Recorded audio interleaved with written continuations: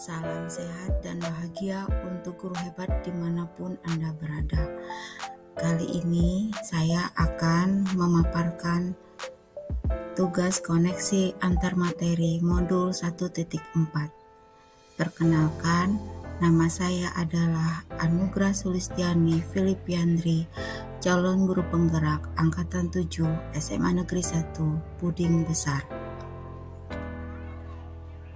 Pada refleksi materi modul budaya positif kali ini, saya menggunakan model 4C, yaitu Connection, Challenge, Concept, dan Change. Model ini dikembangkan oleh Richard Church Morrison pada tahun 2011. Yang pertama adalah Connection. Apa keterkaitan materi yang didapat dengan peran Anda sebagai calon guru penggerak? 2. Challenge. Adakah ide, materi, atau pendapat dari narasumber yang berbeda dari praktik yang Anda jalankan selama ini? 3. Konsep. Ceritakan konsep-konsep utama yang Anda pelajari dan menurut Anda penting untuk terus dibawa sampai menjadi calon guru penggerak atau bahkan setelah menjadi guru penggerak. 4. Change. Apa perubahan dalam diri Anda yang ingin Anda lakukan setelah mendapat materi pada hari ini? Connection. Apa keterkaitan materi yang didapat dengan peran Anda sebagai calon guru penggerak? Pada modul 1.1 dijelaskan tentang filosofi pendidikan menurut Ki Hajar Dewantara. Dijelaskan oleh beliau bahwa tujuan pengajaran dan pendidikan adalah memerdekakan manusia. Artinya, manusia yang merdeka adalah manusia yang tidak bergantung pada orang lain, tapi bergantung pada kekuatan diri sendiri. Murid mampu memuliakan dirinya sendiri dan orang lain, serta mandiri secara lahir, juga cakap mengatur dirinya sendiri tanpa diperintah oleh orang lain.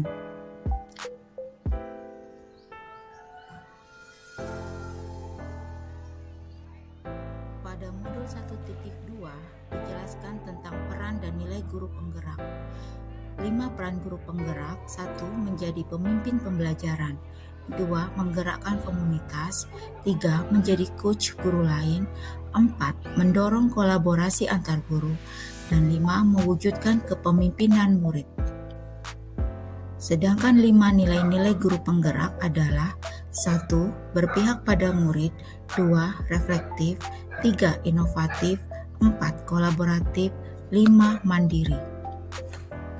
Kompetensi-kompetensi calon guru penggerak yang pertama adalah mengembangkan diri dan orang lain. 2. Memimpin pembelajaran. 3. Memimpin manajemen sekolah. 4. Memimpin pengembangan sekolah. Pada modul 1.3, guru penggerak diharapkan mengadopsi kerangka berpikir inquiry apresiatif dalam memimpin perubahan sehingga mereka lugas dalam mengemas pertanyaan-pertanyaan pemantik dialog yang mengungkapkan potensi, kekuatan, atau aset individu maupun sekolah demi pencapaian visi bersama. Visi sekolah impian dan melakukan proses perubahan mewujudkan murid yang memiliki profil pelajar Pancasila, yaitu beriman, bertakwa kepada Tuhan Yang Maha Esa, dan berakhlak mulia. 2. Mandiri. 3. Bergotong royong. 4. Berkebinekaan global. 5. Bernalar kritis. 6. Kreatif. Modul 1.4 menjelaskan untuk mendukung pencapaian visi yang ditentukan, kita membutuhkan lingkungan yang menerapkan budaya positif. Seorang guru perlu mengusahakan agar sekolah menjadi sebuah lingkungan yang menyenangkan, aman, nyaman untuk bertumbuh, serta dapat menjaga dan melindungi setiap murid dari hal-hal yang kurang bermanfaat atau bahkan mengganggu perkembangan potensi murid. Tahap kedua yaitu challenge. Adakah ide atau materi atau pendapat dari narasumber yang berbeda dari praktik yang Anda jalankan selama ini? Pada modul 1.4, saya sangat terkejut membaca teori kontrol yang dikemukakan oleh Dr. William Glasser. Dikatakan dalam teori ini bahwa kita sendiri yang mempunyai kontrol untuk mengendalikan perilaku kita. Hal lain yang membuat saya terkesima adalah bahwa selama ini saya menganggap bahwa saya sebagai orang dewasa dapat mengendalikan murid sesuai dengan kemauan saya. Hal lainnya yang membuat saya tertarik adalah bahwa ternyata tidak semua bujukan-bujukan positif, efektif, dan bermanfaat. Bisa jadi dalam jangka waktu tertentu, murid akan menolak atau malah tergantung dengan pendapat guru. Selain itu, selama ini saya juga beranggapan bahwa kritik dan membuat orang lain merasa bersalah dapat menguatkan karakter. Padahal itu justru akan menyebabkan murid beranggapan diri mereka sebagai pribadi yang gagal. Tujuan dari disiplin positif adalah menanamkan motivasi pada murid-murid kita, yaitu untuk menjadi orang yang mereka inginkan dan menghargai diri sendiri dengan nilai-nilai yang mereka percaya. Ketika murid-murid kita memiliki motivasi tersebut, mereka telah memiliki motivasi intrinsik yang berdampak jangka panjang, motivasi yang tidak akan terpengaruh pada adanya hukuman atau hadiah. Konsep. Ceritakan konsep-konsep utama yang Anda pelajari dan menurut Anda penting untuk terus dibawa selama menjadi calon guru penggerak atau bahkan setelah menjadi guru penggerak. Saya sungguh bahagia sekali di modul 1.4 ini saya mendapatkan konsep yang sungguh mencerahkan. Konsep pertama adalah tentang pengertian disiplin itu sendiri sebagai awal pembentukan budaya positif. Dengan disiplin diri, kita mempelajari bagaimana mengontrol diri dan menguasai diri untuk memilih tindakan yang mengacu pada nilai-nilai yang kita hargai agar tercapai tujuan mulia yang diinginkan. Seseorang yang memiliki disiplin diri berarti mereka bisa bertanggung jawab terhadap apa yang dilakukannya, karena mereka mendasari tindakan mereka pada nilai-nilai kebajikan universal. Nilai-nilai kebajikan universal adalah nilai-nilai yang diyakini bersama, lepas dari suku bangsa, agama, bahasa, maupun latar belakangnya. Inilah yang ingin dicapai oleh murid-murid kita, yaitu murid-murid yang memiliki profil pelajar Pancasila. Pada calon guru penggerak juga diperkenalkan program disiplin positif yang dinamakan restitusi. Restitusi adalah proses menciptakan kondisi bagi murid untuk memperbaiki kesalahan mereka sehingga mereka bisa kembali pada kelompok mereka dengan karakter yang lebih kuat. Restitusi juga merupakan proses kolaboratif yang mengajarkan murid untuk mencari solusi untuk masalah mereka dan membantu murid berpikir tentang orang seperti apa yang mereka inginkan dan bagaimana mereka harus memperlakukan orang lain.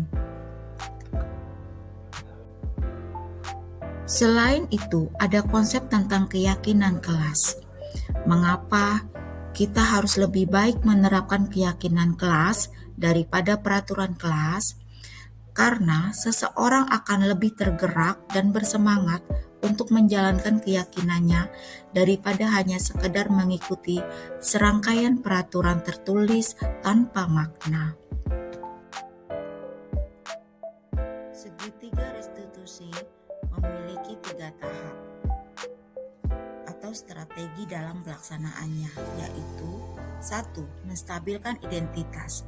Ini bertujuan untuk mengubah identitas anak dari orang yang gagal karena melakukan kesalahan menjadi orang yang sukses. Anak yang melanggar peraturan karena sedang mencari perhatian adalah anak yang sedang mengalami kegagalan. Dia mencoba untuk memenuhi kebutuhan dasarnya, namun ada benturan. Kalau kita mengkritik dia, maka kita akan tetap membuatnya dalam posisi gagal. Ketika seseorang merasa sedih dan emosional, Mereka tidak bisa mengakses bagian otak yang berfungsi untuk berpikir rasional. Jika kita mengucapkan kalimat-kalimat berbuat salah itu tidak apa-apa, tidak ada manusia yang sempurna, atau saya juga pernah melakukan kesalahan seperti itu, dan kita bisa menyelesaikan ini. Kalimat-kalimat ini bisa mengubah situasi yang sulit menjadi kooperatif. Strategi yang kedua adalah validasi tindakan yang salah. Restitusi tidak menyarankan guru bicara ke murid bahwa melanggar aturan adalah sikap yang baik. Tapi dalam restitusi, guru harus memahami alasannya dan paham bahwa setiap orang pasti akan melakukan yang terbaik di waktu tertentu. Strategi yang ketiga adalah menanyakan keyakinan. Ketika identitas sukses telah tercapai, yaitu telah dilaksanakannya langkah 1 dan langkah 2, maka anak akan siap untuk dihubungkan dengan nilai-nilai yang dia percaya dan berpindah menjadi orang yang dia inginkan. Change. Apa perubahan dalam diri Anda yang ingin Anda lakukan setelah mendapatkan materi pada hari ini? Yang pertama, saya akan berusaha melakukan refleksi atas praktik disiplin yang dijalankan selama ini dan dampaknya untuk murid-murid saya. Kedua, saya dapat menerapkan disiplin restitusi di posisi manajer, minimal pemantau, agar dapat menghasilkan murid yang bertanggung jawab, mandiri, dan merdeka. 3. Saya dapat menerapkan restitusi dalam membimbing murid berdisiplin positif agar menjadi murid merdeka. 4. Saya dapat menganalisis dengan sikap reflektif dan kritis penerapan disiplin positif di lingkungan saya. Penutup, demikian penyelesaian tugas demonstrasi kontekstual 1.4. Semoga bermanfaat.